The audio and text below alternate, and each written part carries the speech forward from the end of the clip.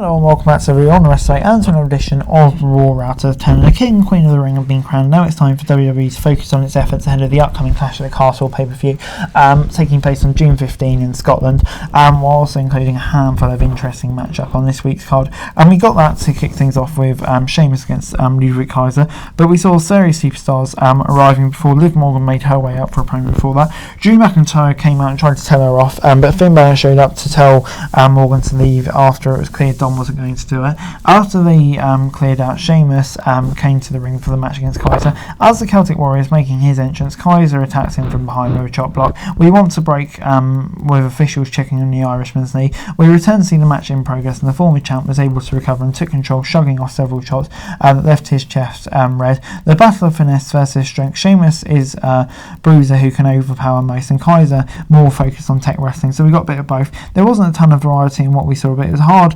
fought contest that allowed Kaiser to look good on his own without going to being the main attraction. Sheamus did a lot of selling. Kaiser was able to get the win by the Celtic Warrior on the middle turnbuckle and rolling him up to get the win. This was one of those matches that was a lot of fun. I think really could help Kaiser grow as more than just Gunther's lucky. Bit of a shame for Sheamus to lose like that, but I thought this was a really good match. 6 out of 10.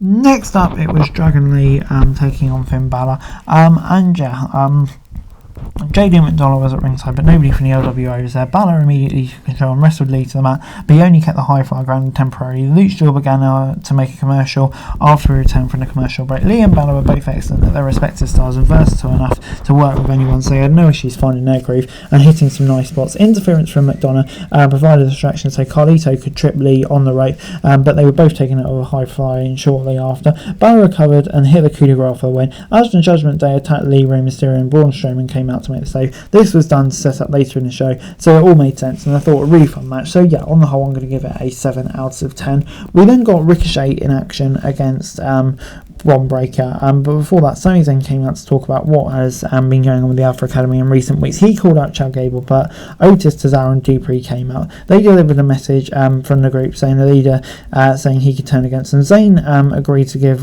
Gable a title shot, but also addressed the students and encouraged them to break away. The Olympian attacked Zayn and ordered Otis to take him out. The big man refuses. Maxine begged Gable to stop. He tried to kick her out until Otis got in his face. Zayn recovered, but Gable sent him into Otis and knocked Dupree out of the ocean.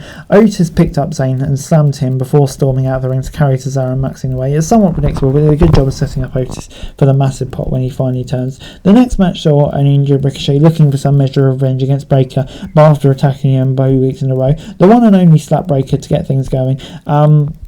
Using his speed to avoid the powerhouse and hit some strikes, but also kept selling his injured ribs. One big clothesline from the former NXT champion put Ricochet down. Breakker had the upper hand until after the break, when the high fly began to build some momentum. This looked like it would be a squash at first, but ended up being a solid match that made Breakker look better on the main roster than he had in previous appearances. And after an impressive performance, Frankensteiner Breakker cut Ricochet in half with a spear for the win. So yeah, on the whole, I'm going to give it a 7 out of 10. I thought this was a pretty decent match. Made Breakker look really strong. I thought Ricochet also using agility kind of looked really good in there as well. So yeah, on the whole, I thought it was good. 7 out of 10.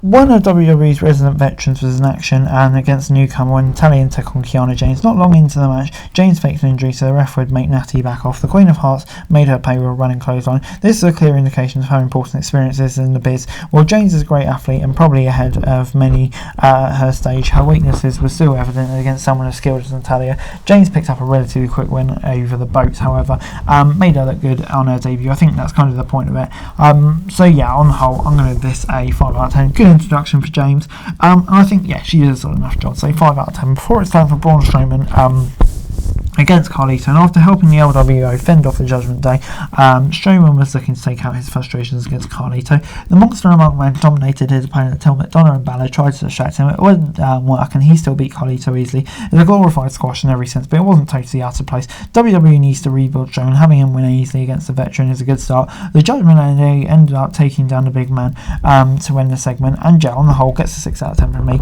Yeah, like I say, a simple win for Braun, and yeah, I think it's just good to see Braun doing what he does best again. So yeah, good stuff. We then got Shayna Baszler and Zoe Stark against Bianca Belair and Jade Cargill.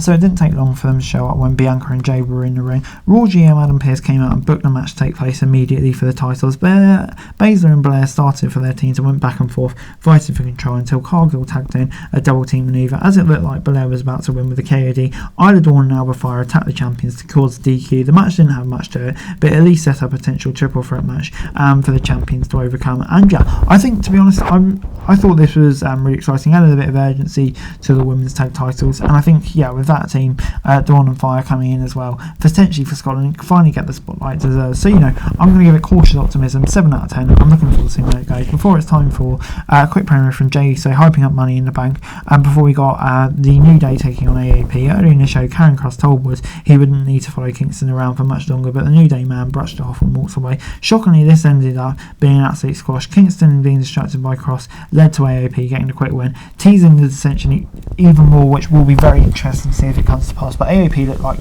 killers here, and yet raising darts over New Day, which is very intriguing. In our main event, we saw Damian Priest take on Rey Mysterio. Nobody else from the LWO or Judgment Day was at ringside. This began as the usual powerhouse underdog battle. Both men are veterans, so Rey's usual experience advantage was almost non-existent because Priest has been doing this for almost 20 years. The bout was more like a series of moments than one long story. They hit a move or two, sell and begin again. A lot of matches are like that, but it was more noticeable here. Perhaps it felt too choreographed. What we can say is that just about everything they did was performed well, even if it lacked a sense of urgency or drama. A few members of the Judgment Day took out Lee at ringside and instructed Rey so Priest could not hit the South of Heaven for the win. Drew attacked the Archer of Me and hit a future DDT before picking up the world title. So yeah, on the whole, I'm going to give it a 7 out of 10. I thought this was really good, a fun match, and yeah, setting up that view really nicely. So yeah, good stuff. And overall, Raw this week gets a 7 out of 10 from me. I thought it had a lot of story time matches. Kaiser v Sheamus really delivered as well. And yeah, a lot of people got screen time. The Alpha Academy, Final Testament, Judgment Day and OWO all featured in multiple segments. The likes of the AAP look really good here. So yeah, on the whole, I thought it was a pretty decent show overall. So that's it for this video. Thanks very much for watching. Remember to like, share, subscribe, follow us on our socials, link in the description below for daily wrestling news, meme and content. Subscribe to our other channels on screen right now, that'd be greatly appreciated. Thanks very much for watching. Peace out.